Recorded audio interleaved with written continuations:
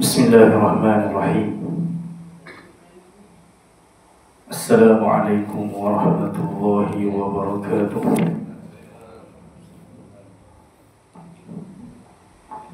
Innal hamdalillah nasta'inuhu wa nastaghfiruhu wa na'udzu billahi min shururi anfusina wa min sayyiati a'malina. Man yahdihillahu fala mudilla lahu wa man yudlil fala hadiya lahu. Ashhadu an la ilaha illallah wahdahu la syarika lahu wa ashhadu anna sayyidana wa nabiyyana wa habibana Muhammadan abduhu wa rasuluh. Allahumma salli ala Muhammad wa ala ali Muhammad kama sallaita ala Ibrahim wa ala ali Ibrahim fil alamin innaka Hamidum Majid. Rabbi shrah li sadri wa yassir li amri wahlul 'uqdatam min lisani yafqahu qawli. Allahumma iftah 'alaina hikmataka wa anshur 'alaina min khazaini rahmatika ya arhamar rahimin. Allahumma faqqihna fid din wa 'allimna at-ta'wil. Allahumma rzuqna 'ilman nafi'a wa rizqan thayyiba wa 'amalan mutaqabbala. Ya Allah, ya Tuhan kami, kurniakanlah bagi kami ilmu yang bermanfaat, rezeki yang baik dan amalan yang diterima. Amin ya rabbal alamin. Yang saya muliakan Tuan Pengurusi Cik Fauzi, Tuan Imam, Pegawai Syarak AJK Masjid Al-Ansariyah, pemimpin masyarakat, berbahagia tu, muslimin, muslimat, ibu-ibu, ayah-ayah yang dikasihi, yang dirahmati Allah Subhanahu wa taala sekalian. Pertama sekali, marilah sama-sama kita mengucapkan syukur kita kehadrat Allah Subhanahu wa taala kerana dengan limpahan kasih sayangnya, nikmatnya kepada diri kita yang begitu banyak, dapat sama-sama kita hadir ke sini untuk kita berjamaah subuh. Seterusnya dapat sama-sama kita memperingatkan antara satu dengan yang lain dalam majlis ilmu. Mudah-mudahan Allah Subhanahu wa taala mengurniakan rahmatnya kepada diri kita dan akhir sekali dikurniakan kepada kita semua syurganya di akhirat nanti. Allahumma amin. Dan satu riwayat Nabi SAW menyebut, "Idza ra'aitum ar-rajula ya'tad al-masjidah." Adalah riwayat yang lain, "Idza ra'aitum ar-rajula yata'ahadu al-masajidah fashhadu lahu bil iman." Apabila kamu lihat seorang lelaki, dan dalam riwayat itu sebut yata'ahad. Ahdun ni apa maksud ahdun? Ahdun ni janji. Yata'ahadu mengikat janjinya dengan masjid, bersaksilah baginya dengan iman. Apabila anda atau kamu melihat seorang lelaki yang pergi dan balik, suka akan berada di masjid, baik solat, baik apa-apa aktiviti pun, saksikanlah baginya iman. Ya tuan-tuan, syukur atas nikmat Allah Subhanahu wa taala masih berikan kita pada diri kita kesihatan.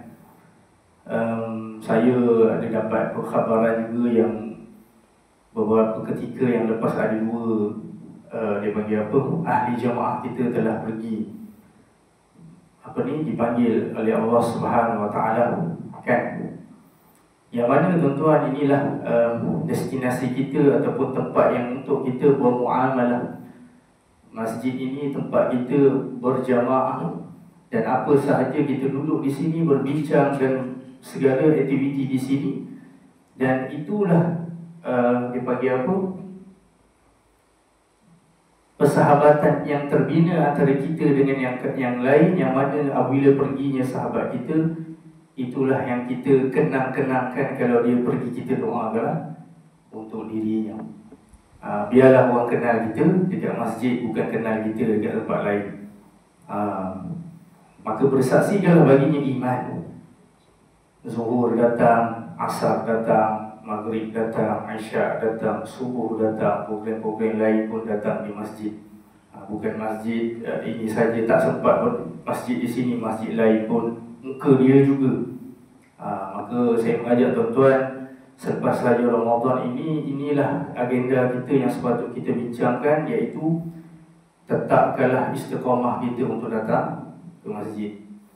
Hari ini kita tengok yang ada hari ini, inilah orang-orangnya. Yang kalau Aisyah inilah orang-orangnya. Mana pergi yang sampai jemaah, sampai yang ke belakang tu.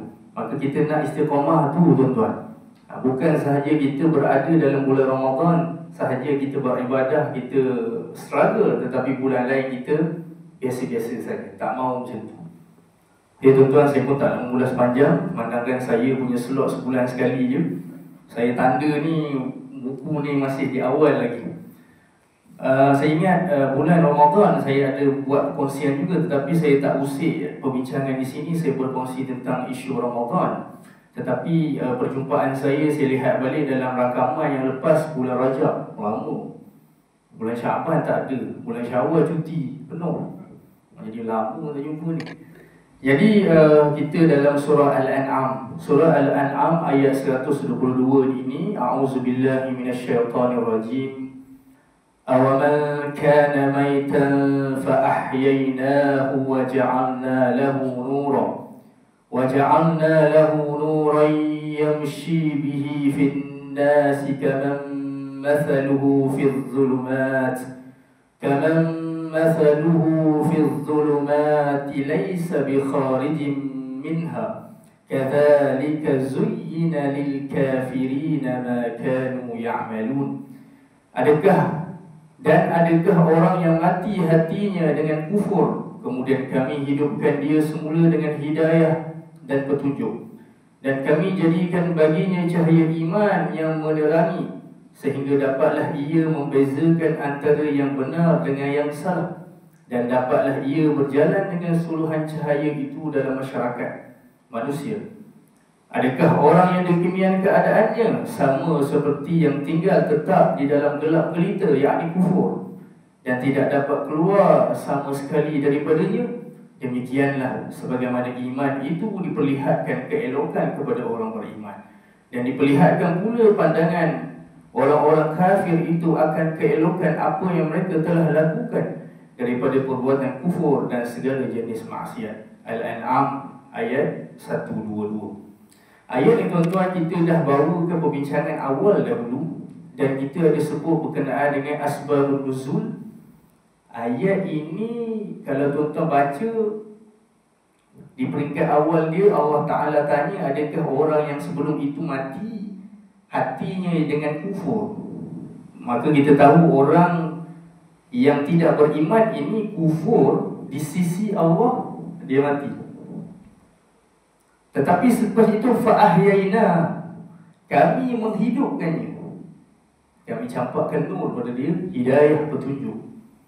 Maka dia dapat Islam, dia dapat petunjuk. Siapakah orang ini? Ayat ini merujuk kepada bapa saudara Nabi yang bernama Hamzah ibn Abdul Muttalib. Panjang kita cerita dulu. Saya tengok balik, memang ada perbincangan tu kita bawakan.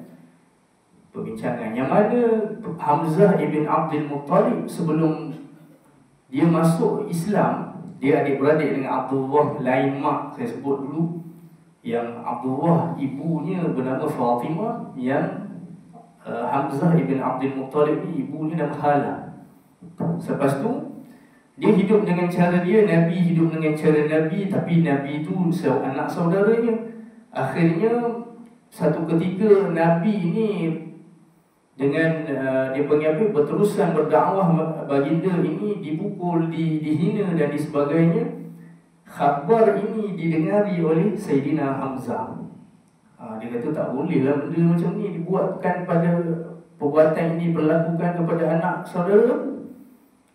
Selepas itu secara tidak sedar dia balik berburu, dia memukul Abu Jahal, kan, menjadi pergelutan di situ. Akhirnya dia tersebut yang mana aku telah memeluk Islam.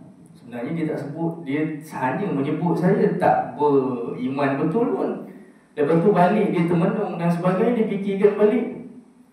Dia minta masa tu dengan Allah supaya tunjukkan dia petunjuk. Ya, orang Quraisy kata Allah juga. Masa tu kan, dia walaupun menyembah patung pun dia Allah juga. Kan, akhirnya dia masuk Islam. Dia menjadi orang kuat Nabi SAW bersama Umar, kan, Hamzah ibn Abdul Muttalib. Dan kita bawakan juga ceritanya dia dibunuh oleh Al-Wahsy ketika perang Uhud. Saya tanda sikit kat sini lah.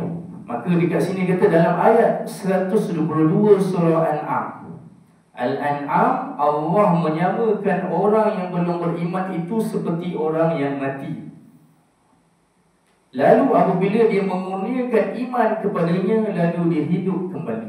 Ini Allah, ayat ni berkait dengan cerita Sayyidina Hamzah. Dulu dia tidak beriman. Maka orang tidak beriman di sisi Allah seperti orang mati. Maka dia kurniakan selepas tu hidayah cahaya iman, maka dia hidup kembali. Walaupun pada zahirnya seseorang tidak beriman itu hidup dalam keadaan sihat dan sejahtera, kata penulis, tetapi tak beriman, dia sebenarnya mati. Jadi tuan-tuan, isu iman dengan kufur ini bukan isu kecil. Isu iman dan kufur ni bukan isu kecil. Sebab tu dalam perbahasan dosa-dosa besar, dosa yang nombor satu, yang paling besar, tertinggi besar dia, dosa syirik kepada Allah Subhanahu Wa Taala. Tuan-tuan belajar dengan Ustaz Yusuf kan, dalam kitab Kabair, dosa-dosa besar, Imam Az-Zahabi. Nombor satu sekali, dosa paling besar, dosa syirik. Allah tak akan mengampunkan. Ayyushriku bihi, kan? Inna Allah la yaghfiru ayyushrika bihi. Allah tidak akan mengampunkan orang yang mensyirikkan. Bab syirik ni tuan-tuan pun dah tahulah kan, macam-macam lah hari ni perbuatan yang boleh menjadikan dijatuh syirik. Maka bukan isu kecil. Ini kerana hidup tanpa petunjuk daripada Sang Pencipta dan tanpa tujuan. Dia kata seumpama zombie yang berjalan seperti orang hidup, tetapi sebenarnya mereka mati. Kalaulah kita lihat orang ini tak beriman berjalan kan, dia seorang macam zombie lah. Di sisi Allah Ta'ala dia tidak ada nilai. Dia hanya seorang yang dipanggil apa? Zombie yang berjalan, jasadnya hidup, tetapi dia tak ada, dia panggil apa, nilai hidayah, petunjuk pada dirinya. Sebab tu tuan-tuan penting juga dalam kita ni, kita libatkan juga pengajian Al-Quran. Dan pengajian Al-Quran, maka Al-Quran ini menghidupkan hati kita, menyebut tentang syirik, tentang iman, tentang halal dan haram, tentang apa akhlak yang sepatut kita lakukan. Penting pengajian Al-Quran, kan? Maka disebut di sini melalui harta kekayaan yang dimiliki, mereka tidak tahu bagaimana membelanjakan ke jalan lebih baik. Maka orang yang tidak ada petunjuk, dia tak tahu menggunakan harta dia ke mana ataupun ke tempat apa untuk dia belanjakan, kan? Lalu kekayaan itu menjadi beban dan membunuh hati dan perasaan mereka. Maka kekayaan ini tuan-tuan, dia akan menjadi beban. Sebab tu dalam kita membahaskan tentang harta ini, tidak berganjak. La tazulu qadami abd, tidak berganjak, dipanggil apa, kaki seorang hamba itu di hadapan Allah sehingga liyus'al an arba', ditanya tentang 4 perkara. Daripada mana harta yang kamu dapat? Satu hal, dari mana dapat? Dan ke manakah harta itu dibelanjakan? Pun tak. Kita pun tak tahu. Kan kita belanja ke mana harta kita? Kan takut baca hadis ni sebab tidak ada berganjak. Tuhan akan tanya, manakah harta yang, dari manakah harta yang kamu dapat, dan ke manakah harta itu kamu belanjakan? Sebenarnya Nabi menyebut umur, tentang umur kamu habiskan ke mana. Itu juga ilmu yang kamu dapat tu kamu buat apa, itu juga. Sebab tu dalam membincangkan hadis akhir zaman, dalam satu hadis disebut ya'ti 'alan nas zamanun mar'u la yubali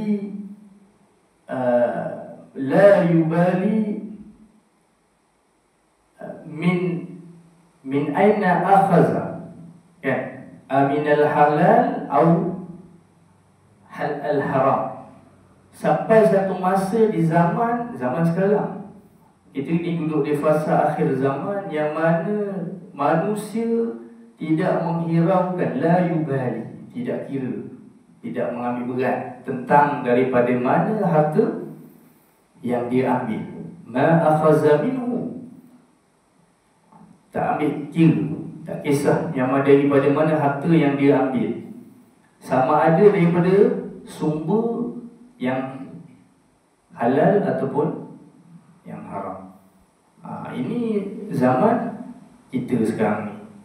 Kita lihat bagaimana orang hari ini dia tidak kira walaupun perkara itu haram, tetapi demi dia panggil apa, kerakusan dirinya, demi untuk mendapatkan harta, untuk mendapatkan kekuasaan, untuk mendapatkan status dan sebagainya, dia akan buat apa sahaja yang dia hendak, walaupun dalam bentuk rasuah dan sebagainya. Maka disebut di sini, berbeza dengan orang beriman, Allah memberikan petunjuk kepada mereka bagaimana untuk menguruskan harta, anak dan jawatan, hinggalah semua anugerah itu dapat menjadi cahayanya untuk di dunia dan di akhirat nanti. Sebab orang Islam ini berpegang dengan segala yang diberikan kepada dia itu sebagai fitnah. Harta fitnah, ujian, harta ujian. Ada harta pun ujian, tak ada harta pun ujian. Ada harta tak keluar zakat. Zakat bukan zakat, kita kena tahu zakat ni bukan sekadar zakat zakat fitrah saja tuan-tuan. Zakat banyak jenis zakat, kena cek balik. Tuan-tuan pergi pusat zakat, tanya, kira dia ada kalkulator. Kita berniaga, apa zakat kita, pendapatan kita berapa, apa zakat yang banyak mana kita nak keluar, kan? Kena tahu. Jadi sebab tu dalam ayat Quran yang lain Allah Ta'ala kata yang mana orang yang tak keluarkan zakat ini, harta daripada emas dan perak ini, dia akan menjadi apa? Harta ni akan menstreka diri kita di akhirat nanti. Tuan-tuan rasa streka macam mana? Jadi inilah orang beriman berfikir.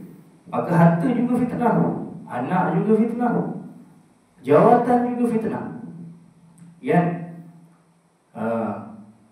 Sehingga semua anugerah itu dapat menjadi cahayanya untuk di akhirat. Tetapi kalau harta diurus dengan baik, anak diurus dengan baik, jawatan diurus dengan baik, maka semua ini akan menjadi anugerah bagi dirinya di akhirat nanti. Sebab tu kita tengok pemerintahan Sayyidina Umar, satu pemerintahan yang sangat-sangat dia panggil apa? Sepatut dicontohi, kan? Sayyidina Umar radhiyallahu anhu. Baik. Seterusnya diletakkan di sini meraba dalam kegelapan. Allah memberikan perumpamaan bagi membezakan orang beriman dengan orang kafir. Yang mana orang beriman ialah seperti orang yang berjalan di dalam cahaya yang menunjukkan jalan yang benar. Maka dalam ini Allah Ta'ala kata orang yang beriman ini mempunyai cahaya, wa ja'alna lahu nura, kan, yamshi bihi fin nas, Orang yang beriman ini orang yang diberikan lampu. Kita berjalan dalam gelap, kita bawa lampu suluh, nampak apa yang berada di hadapan kita. Kita membawa kenderaan, kalau lampu kita rosak, tak nampak apa di depan, langgar macam-macam, boleh jatuh, masuk gaung dan sebagainya. Maka ini orang beriman. Sedangkan orang kafir diibaratkan seperti orang yang terperangkap di dalam gelap gelita, hingga terpaksa meraba-raba mencari jalan. Ini orang kafir. Dulu kita pernah sebut ayat berkenaan dengan orang munafik, kan? Orang munafik ni orang yang duduk dengan Nabi, dekat dengan Nabi, cuma dia berlakon jadi beriman. Dan ayat Quran tu surah Al-Baqarah, Allah Ta'ala sebut zahaballahu binurihim wa tarakahum fi zulumatin la yubsirun. Orang munafik ni duduk dengan Nabi, dekat dengan cahaya lah kata, petunjuk tu.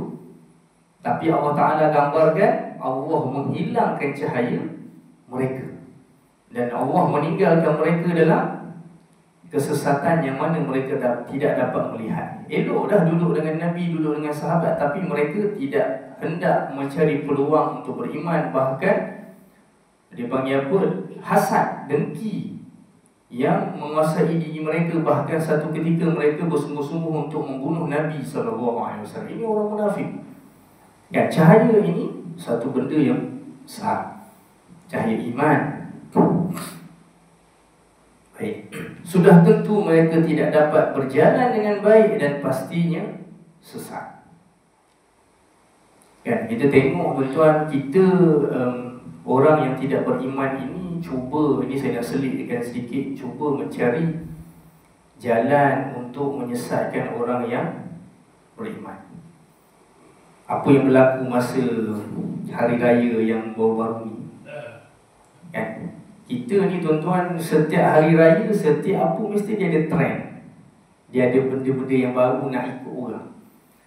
Saya tidak menafikan untuk hari raya tu untuk kita bersukaria, kan? Bersukaria, kita bersuka. Bahkan disebut berkenaan dengan ziarah kubur tu semua, kan? Digalakkan supaya selesaikan sebelum hari raya. Lagu-lagu pun sepatutnya lagu yang menggembirakan. Lagu satu hal juga, perbincangan fiqh, Ustaz Huzairi boleh bincangkan hal tu. Ulama bincang tu hal lagu. Artinya hari raya ni tak salah nak bergembira, tetapi ada had dia. Apa yang berlaku hari raya yang lepas? Yang mana lepas tu tular, selepas tu berkenaan dengan orang mengambil apa, ampau tu, kan? Duit raya, melompat-lompat, menari. Bila dia semak balik, sebiji macam tarian orang Yahudi. Inilah kita tuan-tuan, suka sangat mengikut trend, mengikut apa sahaja yang dipaparkan, dibuat oleh rasa cantik, menarik, kita pun ikut. Itulah trend. Yang dua khutbah, dua Jumaat yang lepas, sehingga kan disebut juga hari ni orang nak cari rezeki pun, rezeki tu ikut cara orang kafir, tak kira halal dan haram. Termasuklah hari ni rezeki dengan cara media sosial lah ini. Kan, orang tak kira. Dan mereka cuba dari hari ke hari untuk menyesatkan umat Islam. Sebab tu Nabi sebut, kalau sampai di akhir zaman ini, kita kalau orang itu masuk dalam lubang biawak pun kita akan ikut masuk lubang biawak. Maksudnya betul-betul nak ikut. Lubang biawak tu lubang yang kecil, busuk, kecil, berbahaya. Tetap orang itu mengajak, kita akan ikut juga. Inilah umat Islam di akhir zaman. Maka pertahankan cahaya atau iman ini tuan-tuan. Maka apakah sama orang yang berjalan dalam cahaya dengan orang yang berjalan dalam kegelapan? Ditanya di sini. Dengan demikian perbezaan orang beriman dengan orang yang kafir. Dalam ayat Al-Quran yang lain, Allah membezakan yang sama antara orang beriman dengan orang yang kafir. Allah Ta'ala sebut dalam surah Al-Mulk. Ini kita biasa baca. A'udzubillahi minasyaitanirrajim. Afaman yamshi mukibban ala wajhihi ahda amman yamshi sawiya amman yamshi sawiyan ala siratim mustaqim. Maka adakah orang yang berjalan melalui jalan yang tidak betul, yang menyebabkan dia selalu jatuh. Mukibban ala wajhihi, tersungkur di atas mukanya, boleh mendapat hidayah, atau orang yang berjalan tegak betul melalui jalan lurus dan rata. Maka ayat ini juga hampir sama dengan ayat yang kita bincang, surah Al-An'am tadi. Kerana itu memilih untuk beriman kepada Allah atau mengkufurinya adalah pilihan manusia. Untuk memilih iman atau tidak beriman ini, itu adalah pilihan orang itu sendiri. Sebab tu dalam bab akidah ni dia ada satu tajuk dipanggil af'alullah wa af'alul ibad. Ini saya tak nak bincang sini, mungkin tanya guru-guru yang mengajar akidah tu boleh. Perbuatan Allah dan perbuatan manusia. Sebab tu tuan-tuan, dalam perbincangan ini kita dalam bab akidah kita bermazhab, berpegangan dengan Ahlul Sunnah wal Jamaah. Kita bukan seperti Jabariyah, kita bukan seperti Qadariyah, yang mana sebahagian pada mereka menyerahkan semua itu, pilihan tu hanya Allah saya pilih, kita tak ada pilihan sebagai seorang hamba.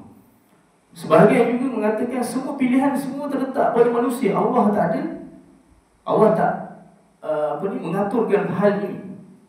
Tapi tidak pada Ahlus Sunnah wal Jamaah, yang mana mereka meletakkan jalan tengah, yang mana hamba ini tidaklah dipaksa dan juga tidak diserahkan sepenuhnya, tengah-tengah.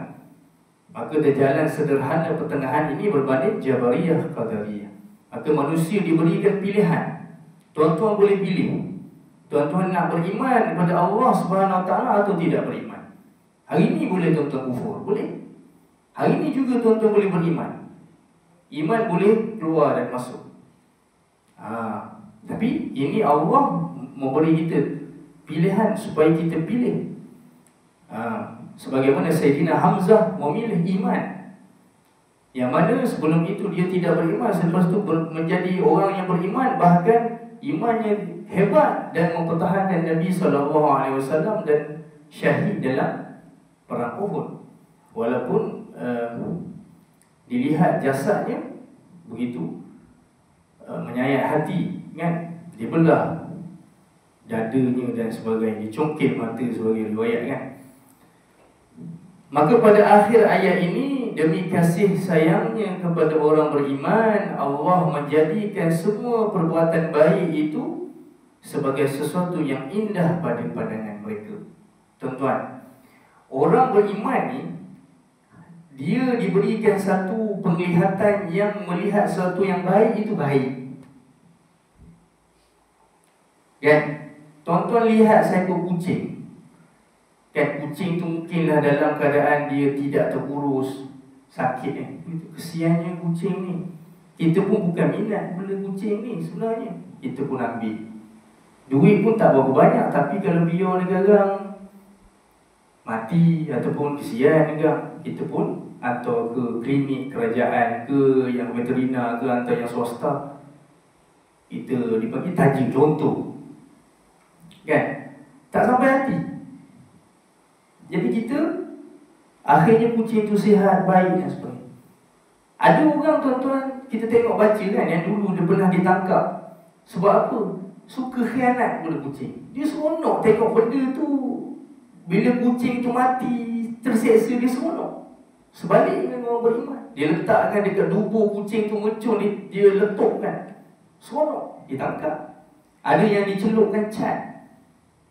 Itu contoh kucing saya, tuan-tuan. Kita orang beriman ni melihat benda yang tak baik, kita tak seronok. Orang itu, sebab tu kita minta dengan Allah Ta'ala selalu doa, ya Allah, Allahumma arinal haqqa haqqan warzuqna attiba'.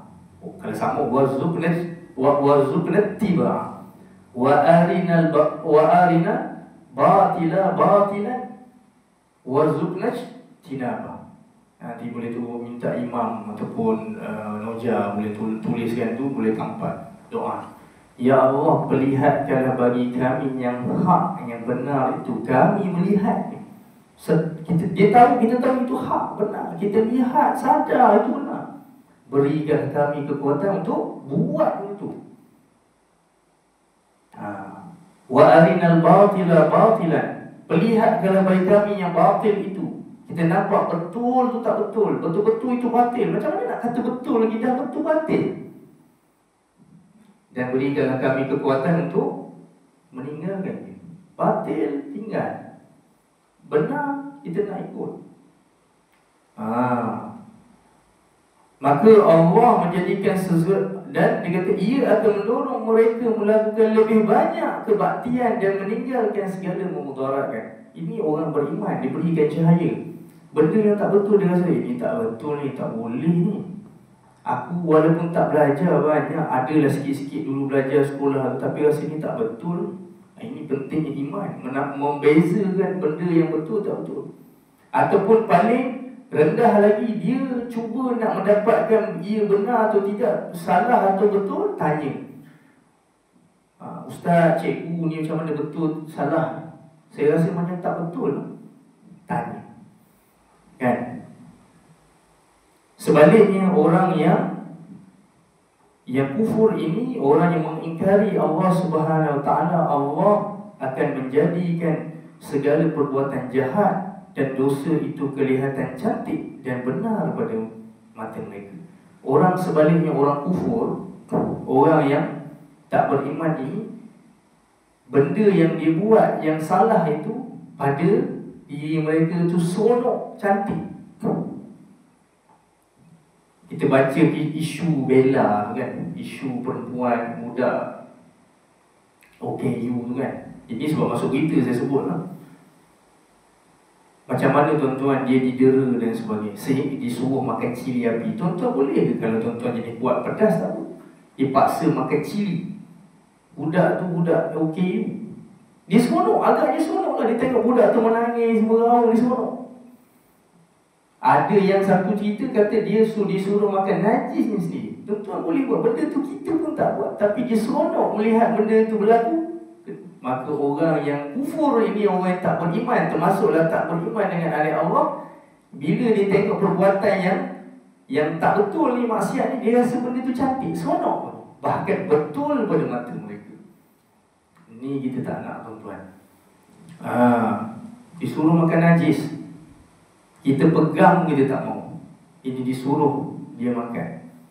Macam mana cara pemikiran orang yang menzalimi budak ini, kita pun tak boleh bayangkan.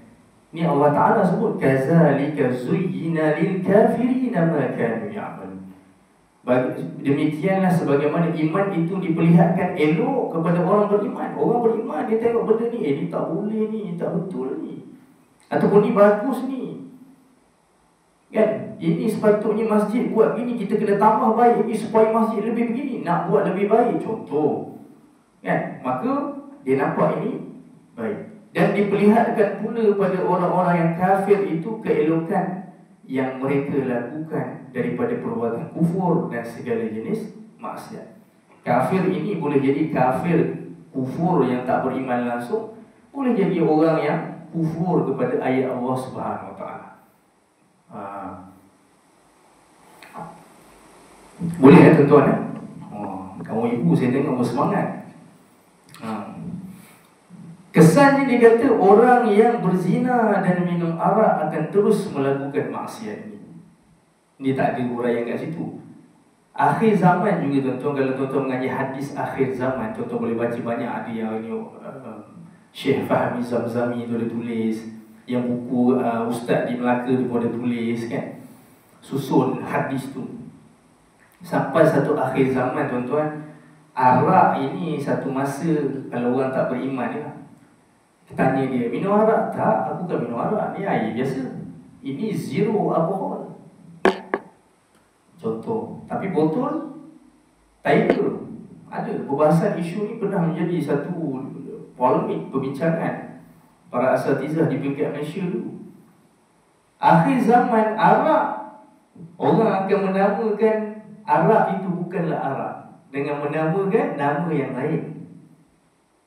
Yusammuna bi ghairi ismiha. Ismi.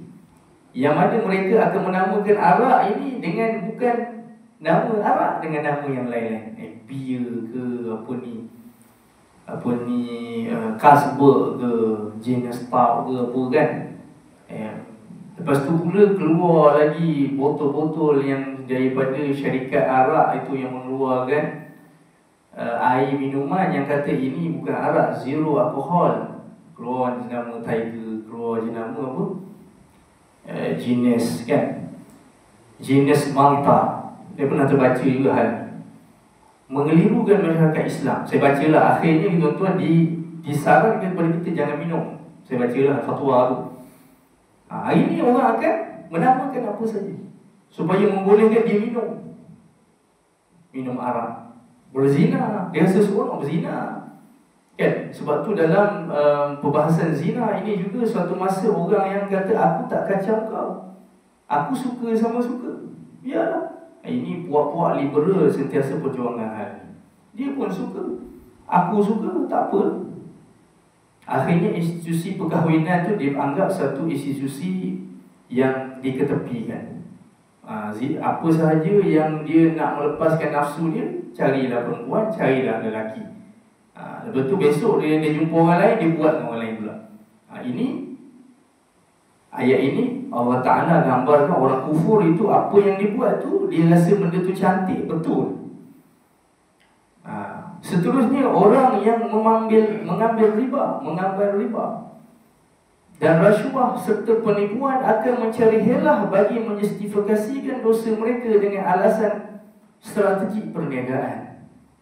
Riba yang telefon kita, cik ambillah kan, ambillah ni kalau kalau cik ambil ni, kalau kemalangan 24 jam boleh claim.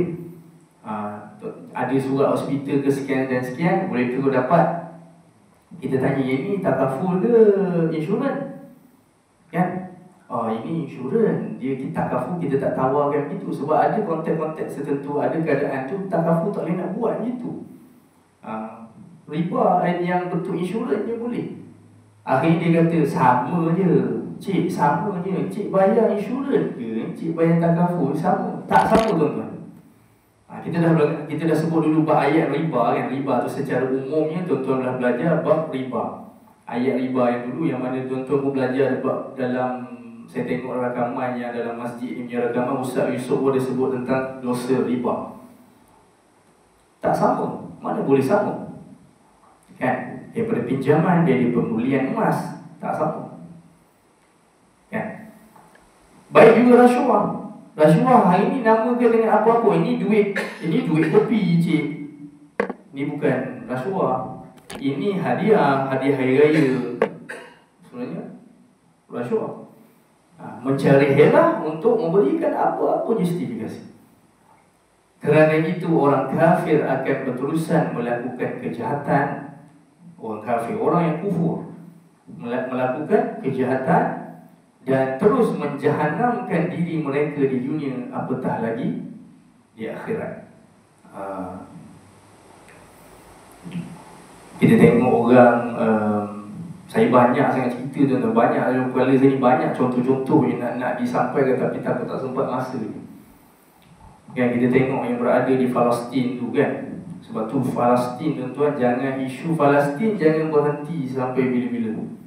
Saya tengok kedai-kedai yang dulu kita boikot, hari ni dah ramai balik dah. Anak tuan-tuan ke, cucu tuan-tuan ke, dah ramai balik dah. Dulu tingkat atas tu dah gelap, ini dah cahaya balik dah. Saya tengok mau dia balik. Macam mana isu ni hanya bermain time panas, dia panas lah, time dia sejuk, dia sejuk. Orang Islam dibom, Ramadan tu pun tetap dibom. Cuba tengok, tapi video tu tak tersebar meluas seperti yang awal-awal dahulu yang berlaku di Baghdad, Tufanul Aqsa 10 Oktober 2023 kan, bulan Oktober. Masa tu betul-betul ini masih lagi ada pembantaian tu ada tuan-tuan. Yang ada yang tersebar, yang orang digantung dalam plastik sampah terbalik, kepala ke bawah, kaki ke atas.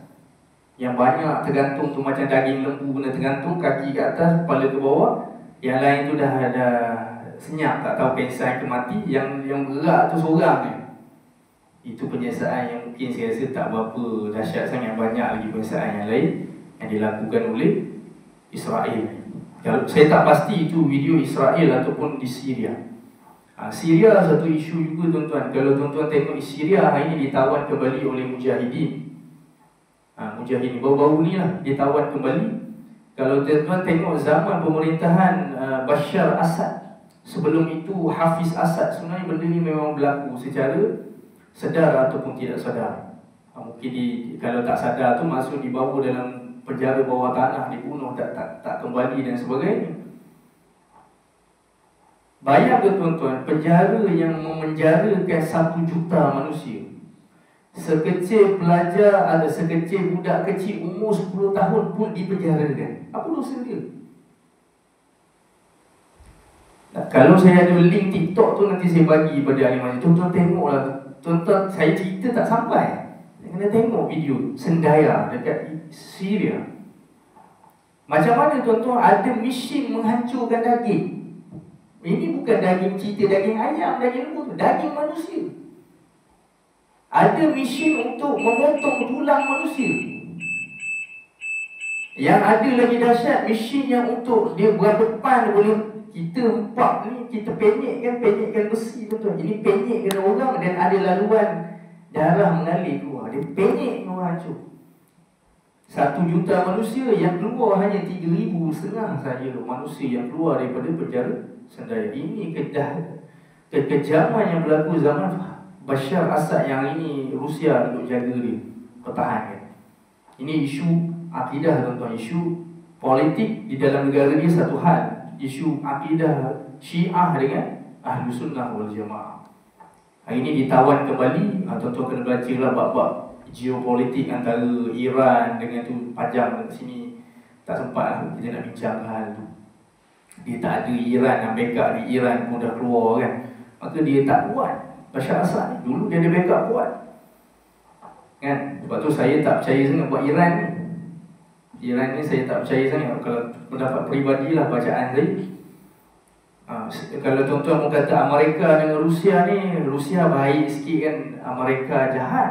Sama je jahat. Rusia pun sama jahat. Kalau dari segi konteks untuk melihat, kalau dia kenapa dia backup Bashar tu, bunuh orang Islam di Syria. Mesin potong tulang manusia.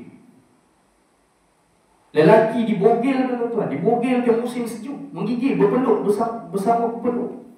Kalau dia didatangi oleh pelawat, kena bayar sekian puluh ribu dolar. Tak boleh bercakap. Kalau isteri dia datang, dia kena kata na'am, na'am, na'am. Ya, ya, ya. Tak boleh cakap apa. Selepas habis bercakap dalam tempoh tak sampai 10 minit, dia kena kembali kepada sel balik dalam keadaan tunduk. Selepas tu dia akan dibelasah. Apa bunyi jendih penjara ni tuan-tuan? Dia berjalan, turun naik, dia akan doktrin orang tu akan rasa dalam penjara ini tak ada peluang tu, lari lagi. Dia tutupkan mata, naik, turun. Tapi memang dia ada bawah tanah tu. Ada lagi mujahidin tak sempat gali pun. Saya tengok daripada video-video NGO yang sebarkan. Busuknya, tempat yang dia berak, kencing itulah dia taburnya roti, itulah tempat makan. Kalau berebut dia pukul. Dia biarkan orang tu tak makan lama, bila tabur, berebutlah nak makan. Bila orang tu berebut, dia pukul pula lagi. Apa jenis penjara? Orang-orang OKU dibunuh. Budak-budak kecil dibunuh. Ada tempat asid yang ditakungkan asid dengan garam supaya orang mayat-mayat ini digunakan benda itu supaya tak busuk. Ini yang berlaku dunia hari ini tuan-tuan. Maka umat Islam terus diperkotak-katikkan. Ini isu akidah, ini isu Syiah dengan Sunnah wal Jamaah. Dia seronok. Agaknya dia seronok buat benda tu. Ada yang budak tu dia dilihat oleh ayahnya dipukul, lepas tu dia marah, lepas tu dia tarik budak tu sampai terburai perut di luar pekarangan dia panggil apa? Penjara. Nanti kalau ada link tu saya boleh bagi pada Noja ke apa. Tuan-tuan boleh tengok dalam grup masjid. Tuan-tuan kena ada juga TikTok ni lah. Kalau ada TikTok ni, tengok yang elok-elok je, jangan tengok yang tak elok. Ada juga masalah ni. Tapi benda bagi saya TikTok juga banyak info yang boleh tuan-tuan boleh tengok dengan masa yang pendek. video tu tuan-tuan boleh nampak gambaran penuh. Macam mana penjara tu tuan kena tengok sendiri dalam video. Ustazah Isfadiah pun antara seseorang NGO yang pergi ke sana. Masa tu tak banyak. Baik tuan-tuan, saya habiskan ni. Pegang ni, dia dah habis pembahasan ni. Nanti kita bulan depan masuk ayat yang lain. Sebaliknya orang beriman, Allah menutup hati mereka daripada mengembari perkara yang merosakkan. Orang beriman, Allah Ta'ala menutup mata mereka melihat benda yang ini tak boleh, ni tak elok ni, benda ni aku tak mau. Ini pentingnya iman. Selalu doakan supaya Allah Ta'ala pertahankan iman kita. Allahumma ya muqallibal qulub, sabbit qulubana ala dinika wa ala ta'atik. Ini doa-doa bagus ibu-ibu. Wahai Allah, Tuhan yang membolak-balikkan hati, tetapkanlah hati kami dalam agama, dalam ketaatan kepada-Mu. Ini baca. Sehingga mereka merasa benci terhadap perkara yang maksiat, seperti zina, seperti minum arak, riba dan rasuah. Tak nak langsung terlibat. Orang Islam, orang beriman. Islam ramai kata Islam, beriman belum tentu. Hati mereka juga tidak terbuka bagi menyayangi orang yang tidak beriman kepada Allah dan Rasul-Nya. Artinya orang yang menentang Islam lah. Hingga mereka terlepas daripada melakukan perbuatan yang menjahanamkan diri mereka sendiri dengan kasih sayang Allah Subhanahu Wa Taala kepada orang beriman. Saya nak tutup dengan hadis ni, riwayat ni. Dan Nabi SAW pernah mengungkapkan satu hakikat cahaya iman ini seperti berikut. Inna Allaha khalaqa khalqahu, Inna Allaha khalaqa khalqahu fi zulmatin, thumma rasha alaihim min nurihi, faman asabahu min zalika nur ihtada, wa man akhta'ahu dhalla. Hadis riwayat Abdullah ibn Amr. Sesungguhnya Allah menjadikan makhluknya dalam kegelapan, kemudian dia merenjiskan nurnya. Renjis, rasya alaihim. Sesiapa yang terkena nur itu akan mendapat petunjuk, dan sesiapa yang tidak terkena akan sesat. Hadis riwayat Imam Ahmad dalam musnadnya. Maka tuan-tuan, dalam ayat ini Allah Ta'ala memberitahu kepada kita berkenaan dengan orang yang sebelum itu tidak beriman, seterusnya mendapat iman, seperti orang yang dihidupkan kembali dan berjalan dalam kalangan manusia. Yang ayat ini kita baca berkenaan dengan siapa? Hamzah ibn Abdul Muttalib. Sebagian riwayat mengatakan Umar. Tak apalah, panjang cerita tu nanti. Dan dalam ayat ini juga kita dapat mengetahui tentang bahawa pentingnya iman, yang mana orang yang beriman ini digambarkan, dipercantikkan bagi matanya melihat benda-benda yang baik. Benda yang walaupun dia ni bukanlah orang terlalu bagus, dia ada iman, tapi dia tengok benda ni tak betul, dia kata tak betul ni.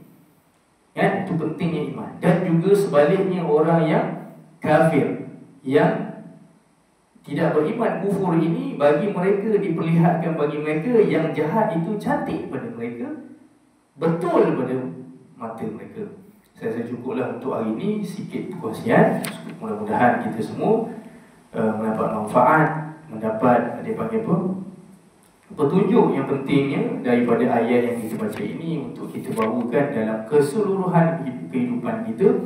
Maka apa yang saya nak katakan di sini, tuan-tuan, janganlah berhenti dalam untuk hadir ke masjid, dan teruskan juga dalam menuntut ilmu, supaya kita hari demi hari kita selalu ditegur, selalu dibetulkan dari masa ke masa. Kalau tuan-tuan tak hadir ke masjid, macam mana tuan-tuan nak tahu betul salah?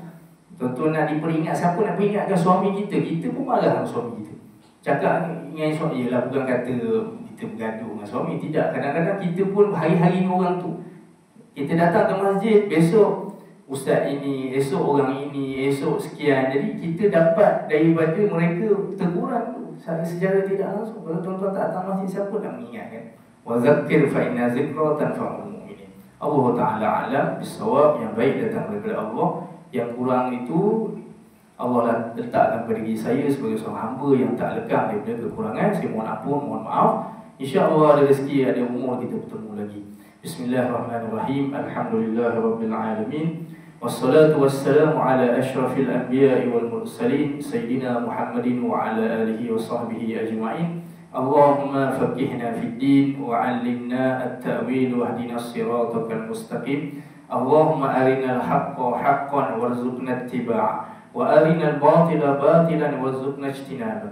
Ya Allah, lihatkanlah bagi kami perkara yang benar, perkara yang hak. Kami melihatnya, kami menyadarinya, kami tahu dia betul ya Allah, dan berikanlah kami kekuatan untuk mengikutnya.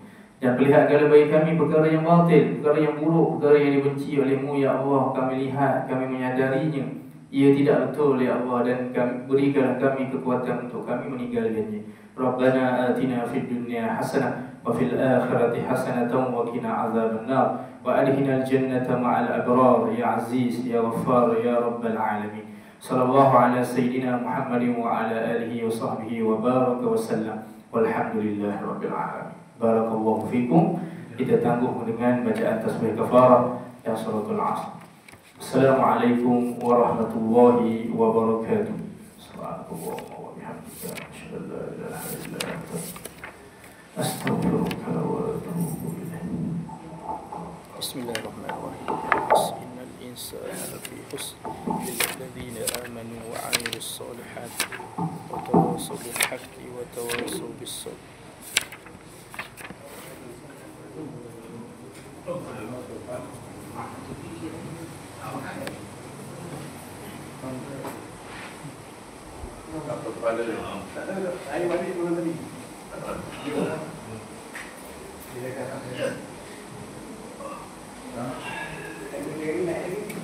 Hari ni berapa bulan?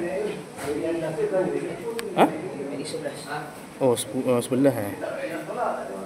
11 bulan 5.